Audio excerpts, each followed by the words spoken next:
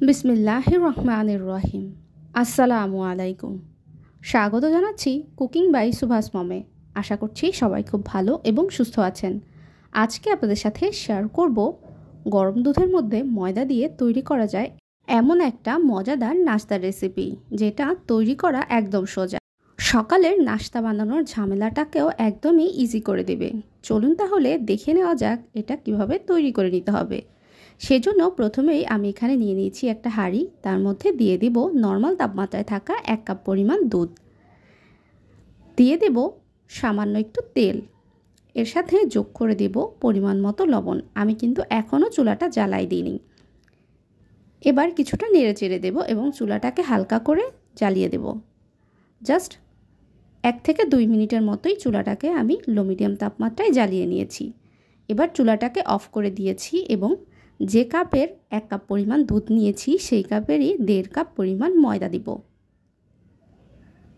এবং ময়দাটাকে দিয়ে খুব ভালো করে দুধের সাথে মিশিয়ে একটা খামির তৈরি করে নেব।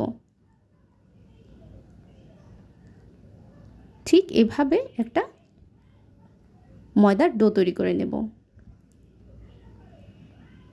আপনাদের কিন্তু এখানে যে 1.5 কাপ পরিমাণ ময়দাই লাগবে এমন না, একটু কম অথবা বেশিও লাগতে পারে।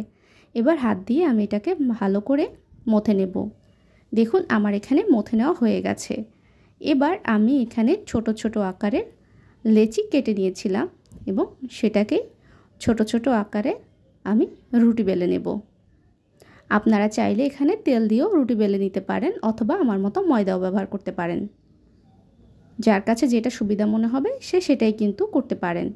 আমি এভাবে ছোট ছোট লুচির মতো আকারে তৈরি করে নিব।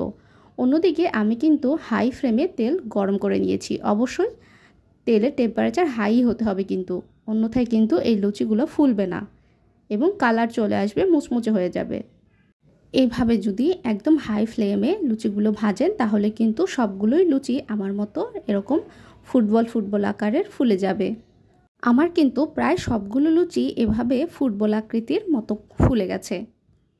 আর এটাকে কিন্তু ফুলে যাওয়ার সাথে সাথেই উল্টে দিতে হবে, অন্যথায় কালার চলে আসবে এবং খেতেও মুচমুচে হয়ে যেতে পারে। এভাবে আমি সবগুলো লুচি এক এক করে তৈরি করব এবং সেঁকে নেব।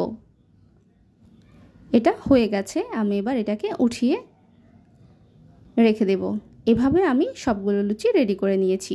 দেখুন, এবার আমি আপনাদের বোঝার সুবিধার জন্য একটা লুচি ছিঁড়ে দেখিয়ে দিচ্ছি যে এটা ঠিক কতটা নরম হয়েছে আর কতটা ফুলকো হয়েছে। রোজ রোজ একই রকম নাস্তা না তৈরি করে এভাবে কিন্তু ভিন্ন ধরনের নাস্তাও তৈরি করে নিতে পারেন এবং বাসার সবাইকে খুশি করে দিতে পারেন। আমার আজকের এই রেসিপিটি দেখার জন্য অনেক ধন্যবাদ।